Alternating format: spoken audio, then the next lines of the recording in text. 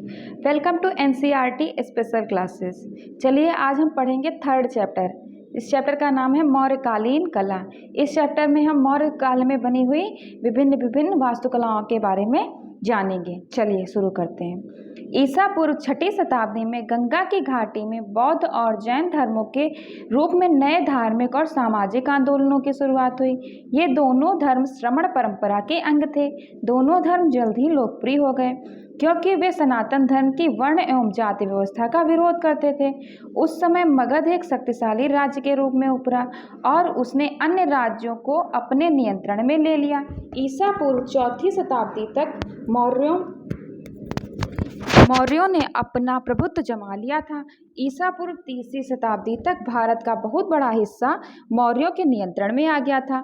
मौर्य सम्राटों में अशोक एक अत्यंत शक्तिशाली राजा हुआ जिसने ईसा पूर्व 3री शताब्दी में बौद्धों की श्रमण परंपरा को संरक्षण दिया।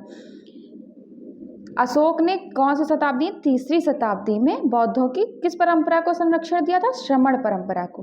धार्मिक पद्धतियों के कई आयाम होते हैं और वे किसी एक पूजा विधि तक ही सीमित नहीं होती। उस समय यक्षों और मातृदेवियों की पूजा भी काफी प्रचलित थी। इस प्रकार पूजा के अनेक रूप विद्यमान थे, तथापि इनमें बौद्ध धर्म सबसे अधिक सामाजिक और धार्मिक आंदोलन के रूप में लोकप्रिय हो गया। यक्ष पूजा बौद्ध धर्म के आगमन से पहले और उसके बाद भी काफी प्रचलित रही है, लेकिन आगे चलकर यह बौद्धों और जैन धर्मों में विलीन हो गई। खंभे, मूर्तियां और शैलकृत वास्तुकला। मठ के संबंध में स्तूपों और विहारों का निर्माण इस श्रमण परंपरा का एक अंग हो गया, तथापि इस कालावधि में स्तूपों और विहारों के अलावा अनेक स्थानों पर पत्थर के स्तंभ बनाए गए, चट्टानें काटकर गुफाएं और विशाल मूर्तियां बनाई गईं। स्तंभ निर्माण की परंपरा बहुत पुरानी है और यह देखने में आया है कि एक आर्मेनियन साम्राज्य में भी विशाल स्तंभ बनाए जाते थे, लेकिन मौर्यकालीन स्तंभ एकमेनियन स्तंभों से भिन्न किस्म के हैं। मौर्यकालीन स्तंभ चट्टानों से कटे हुए स्तंभ हैं जिनमें उत्कीर्णकर्ता कलाकार का कौशल स्पष्ट दिखाई देता है, जबकि एकमेनियन स्तंभ राजमिस्त्री द्वारा अनेक टुकड़ों को जोड़कर बनाए गए थे। जो मौर्य काल में स्तंभ बनाए गए उनमें एक समूचे पत्थर पे ही सारी में एक समूचे पत्थर से पूरा बनाया गया है स्तंभ, लेकिन एक आर्मेनियन साम्राज्य में क्या होता था, उसमें जो स्तंभ बनाए गए थे उसमें अनेक टुकड़ों को जोड़ कर स्तंभ बनाए गए हैं। मौर्य काल में प्रस्तर स्तंभ संपूर्ण मौर्य साम्राज्य में कई स्थानों पर स्थापित किए गए थे और उन पर शिलालेख उत्कीर्ण किए गए थे। ऐसे स्तंभों की चोटी पर सांड, शेर, हाथी जैसे जानवरों की आकृति उकेरी हुई है।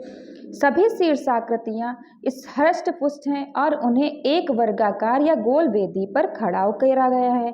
गोलाकार वेदियों को सुंदर कमल फूलों से सजाया गया है। शीर्षाकृतियों वाले प्रस्तर स्तंभों में से कुछ स्तंभ आज भी सुरक्षित हैं और बिहार में बसराह बखीरा, लौरिया नंदनगढ़ व रामपुरवा। बिहार में कौन कौन से स्तंभ हैं? बसराह बखीरा, लौरिया नंदनगढ़ व रामपुरवा तथा उत्तर प्रदेश में सनकिसा व सारनाथ में देखे जा सकते हैं।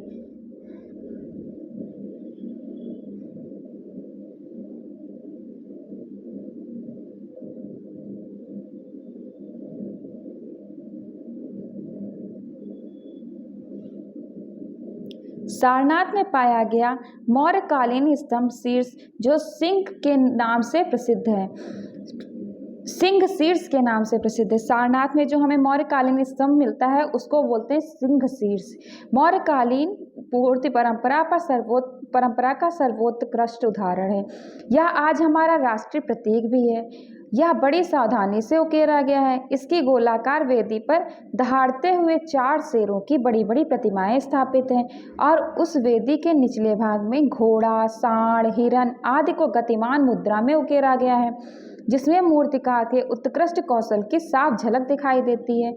यह स्तंभ शीर्ष धम्म चक्र परिवर्तन का मानक प्रतीक है और बुद्ध के जीवन की एक महान ऐतिहासिक घटना का द्योतक है। ईसा पूर्व 3री शताब्दी में यक्ष, यक्षिणियों और पशुओं की विशाल मूर्तियां बनाई गईं।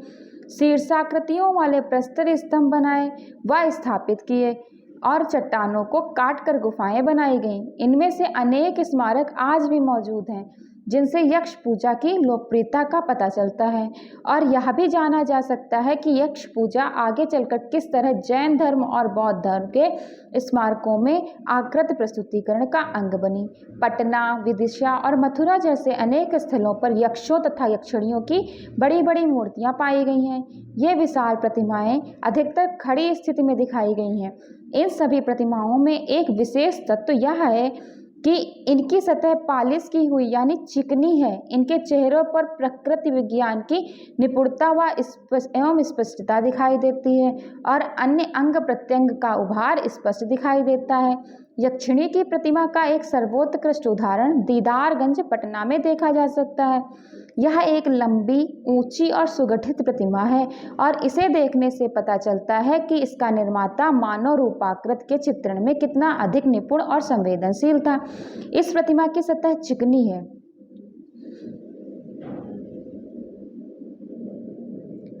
ये जो विशेषताएं बताई गई हैं ये हमें कहाँ से मिली है? यक्षिणी की प्रतिमा दीदारगंज से। कहाँ से? दीदारगंज पटना से मिली हुई है। जितनी ये विशेषताएं बताई गई हैं, एक लंबी, ऊंची, सुगठित प्रतिमा, देखने में बहुत सुंदर है, ये दीदारगंज पटना के दीदारगंज से मिली यक्षिणी की प्रतिमा की विशेषताएं हैं। पकी मिट्टी से बनी आकृतियों और इन प्रतिमाओं में चित्रण की दृष्टि से बहुत अंतर दिखाई देता है।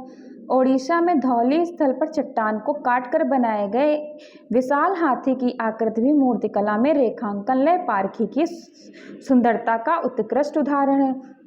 इस पर सम्राट अशोक का एक शिलालेख भी अंकित है। ये सभी प्रतिमाएं आकृति के निरूपण के सुंदर उदाहरण हैं। बिहार में बाराबार की पहाड़ियों में शैलकृत गुफा है जिसे लोमस ऋषि की गुफा भी कहते हैं। ओडिशा में कहाँ से मिली? ओडिशा में धौली स्थल पर। और बिहार में बाराबार की पहाड़ियों में जिन्हें लोमस ऋषि की गुफा कहते हैं। इस गुफा का प्रवेश द्वार अर्धवृत्ताकार चैत्य चाप की तरह सजा हुआ यानी कि मेहराब की तरह। चैत्य के मेहराब पर एक गतिमान हाथी की प्रतिमा उकेरी हुई है। इस गुफा का भीतरी कक्ष आयताकार है और इसके पीछे एक गोलाकार कक्ष है। प्रवेश द्वार बड़े कक्ष की एक तरफ की दीवार पर है। यह गुफा मौर्य सम्राट अशोक द्वारा आजीवक पंथ या संप्रदाय के लिए संरक्षित की गई थी। लोमस ऋषि की इस गुफा इस काल का एक अलग अकेला उदाहरण है, मगर परवर्ती काल में पूर्वी और पश्चिमी भारत में अनेक बौद्ध गुफाएं खोदी गई हैं। लोमस ऋषि की गुफा कहाँ मिलती है हमें? बाराबार की पहाड़ियों में। और बाराबार की पहाड़ियाँ कहाँ हैं? बिहार में। बौद्ध और जैन धर्मों की लोकप्रियता के कारण स्तूपों और विहारों का निर्माण बड़े पैमाने पर शुरू हो गया, किंतु अनेक उदाहरण ऐसे भी मिले हैं जिनसे पता चलता है कि सनातन धर्म या हिंदू धर्म के देवी देवताओं की प्रतिमाएं भी बनती रही हैं। यह जान लेना जरूरी होगा कि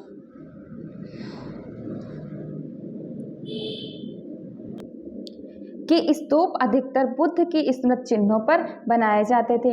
इन स्मृति चिन्हों, बुद्ध के स्मृति चिन्हों को क्या बोलते थे?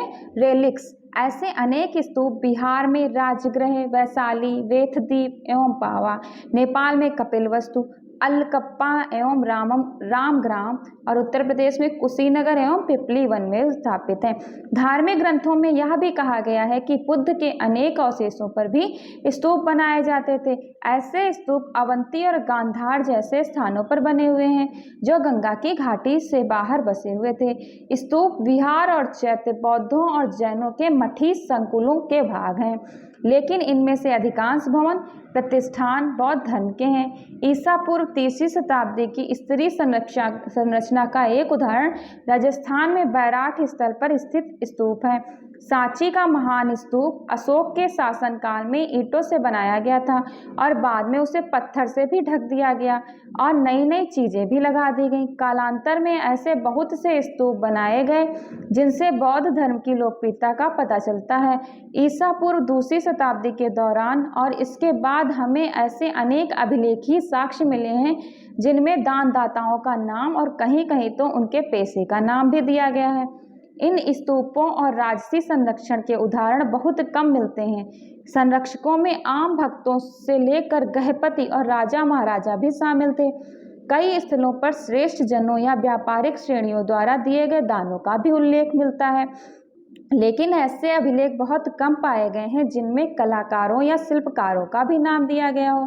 अलबत्ता महाराष्ट्र में पीतलखोड़ा गुफा में कलाकार कान्हा और कोंडाने गुफा में इसके शिष्य बालक का नाम अवश्य उल्लेखित है।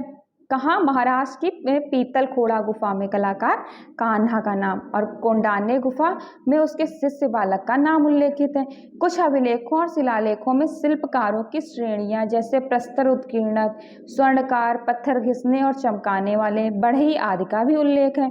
आमतौर पर संपूर्ण कार्य सामूहिक सहयोग से किया जाता था, लेकिन कहीं कहीं स्मारक के किसी खास हिस्से का निर्माण किसी खास संरक्षण के सौजन्य से कराए जाने का भी उल्लेख पाया गया है। व्यापारी जन अपने दान का अभिलेख लिखवाते समय अपने मूल्य स्थान का भी उल्लेख करवाते थे। देखो ये धौली धौली कहाँ है? उड़ीसा में। और लोमस ऋषि कहाँ बताई थी हमने? लोमस ऋषि बिहार के पाराबार पहाड़ियों में। ये सिंह शीर्ष है सारनाथ का, ये देखिए। चलिए पढ़ते हैं सिंह शीर्ष सारनाथ का। ये कहाँ है? वाराणसी के निकट सारनाथ में लगभग 100 वर्ष पहले खोजे गए सिंह शीर्ष को आमतौर पर सारनाथ सिंह शीर्ष कहा जाता है। कहाँ मिला है? वाराणसी के निकट सारनाथ में, लगभग आज से 100 साल पहले खोजा गया था। यह मौर्यकालीन मूर्तिकला का एक सर्वोत्कृष्ट उदाहरण है। यह भगवान बुद्ध द्वारा धम्म चक्र प्रवर्तन यानी प्रथम उपदेश देने की ऐतिहासिक घटना की स्मृति में सम्राट अशोक द्वारा बनवाया गया था। इस सिंह शीर्ष के मूलतः 5 भाग थे। पहला स्तंभ जो कि अब कई भागों में टूट चुका है। दूसरा था कमल घंटिका जिसे आधार बोलते हैं, उस पर बना हुआ एक ढोल। उस पर क्या बना था? ढोल, जिसमें 4 पशु दक्षिणावर्त गति के साथ दिखाए गए हैं। 4 तेजस्वी सिंहों की आगे पीछे जुड़ी हुई आकृतियां। और 5वां भाग था एक सर्वोपरि तल धर्म चक्र जो कि एक बड़ा पहिया है। यह चक्र इस समय टूटी हालत में है और सारनाथ के स्थलीय संग्रहालयों में प्रदर्शित है। इस सिंह शीर्ष को ऊपरी चक्र और कमलाधार के बिना स्वतंत्र भारत के राष्ट्रीय प्रतीक के रूप में अपनाया गया है। अब सारनाथ के पुरातत्व संग्रहालय में सुरक्षित रखे गए इस सिंह शीर्ष पर बनी एक वेदी पर 4 सिंह एक दूसरे की पीठ से जोड़कर बैठाए गए हैं। शेरों की ये चारों आकृतियां अत्यंत प्रभावशाली एवं ठोस हैं। प्रतिमा की स्मारकीय विशेषता स्पष्टता दृष्टिगोचर होती है। शेरों के चेहरे का पेशी विन्यास बहुत सुदृढ़ प्रतीत होता है। ओठों की विपर्यस्त रेखाएं और ओठों के अंत में उनके फैलाव का प्रभाव यह दर्शाता है कि कलाकार की अपनी सूक्ष्म दृष्टि शेर के मुख का स्वाभाविक चित्रण करने में सफल रही है। ऐसा प्रतीत होता है कि मानो शेरों ने अपनी सांस भीतर रोक रखी है। अयाल की रेखाएं तीखी हैं और उनमें उस समय प्रचलित परंपराओं का पालन किया गया है। प्रतिमा की सतह को अत्यधिक चिकना या पॉलिश किया हुआ बनाया गया है, जो कि मौर्यकालीन मूर्तिकला की एक खास विशेषता है। शेरों की घुंघराली अयाल राशि आगे निकली हुई दिखाई गई है। शेरों के शरीर के भारी बोझ को पैरों की फैली हुई मांसपेशियों के माध्यम से बखूबी दर्शाया गया है। शीर्ष फलक पर एक चक्र बना हुआ है जिसमें चारों दिशाओं में फैले हुए कुल मिलाकर 24 आ रहे हैं और प्रत्येक चक्र के साथ सांड, घोड़ा, हाथी और शेर की आकृतियां सुंदरता से उकेरी गई हैं। चक्र का यह स्वरूप संपूर्ण बौद्ध कला में धम्म चक्र के निरूपण के लिए महत्वपूर्ण बन गया। प्रत्येक पशु आकृति सतह से जुड़ी होने के बावजूद काफ़ी विस्तृत है। उनकी मुद्रा शीर्ष फलक पर गतिमान प्रतीत होती है। प्रत्येक चक्र के बीच में सीमित स्थान होने के बावजूद इन पशु आकृतियों से ऐसा प्रतीत होता है कि कलाकार में सीमित स्थान में भी दर्शाने की पर्याप्त क्षमता थी। वृत्ताकार शीर्ष फलक एक उल्टे कमल की आकृति पर टिका हुआ दिखाई देता है। कमल पुष्प की प्रत्येक पंखुड़ी को उसकी सघनता को ध्यान में रखते हुए बनाया गया है। नीचे के हिस्से में वक्र तलों को सुंदरता से उकेरा गया है। एक स्तंभ की आकृति होने के कारण यह समझा गया था कि इसमें चारों ओर से देखा जाएगा, इसलिए दृष्टि बिंदुओं की कोई निश्चित सीमाएं नहीं रखी गईं। सिंह शीर्ष सांची में भी पाया गया है, पर वह टूटी फूटी हालत में है। सिंह शीर्ष वाले स्तंभ बनाने का क्रम प्रवर्ती काल में भी जारी रहा। चलिए आज के इस पार्ट में बस इतना ही। नेक्स्ट पार्ट में आगे का पार्ट पढ़ेंगे। धन्यवाद।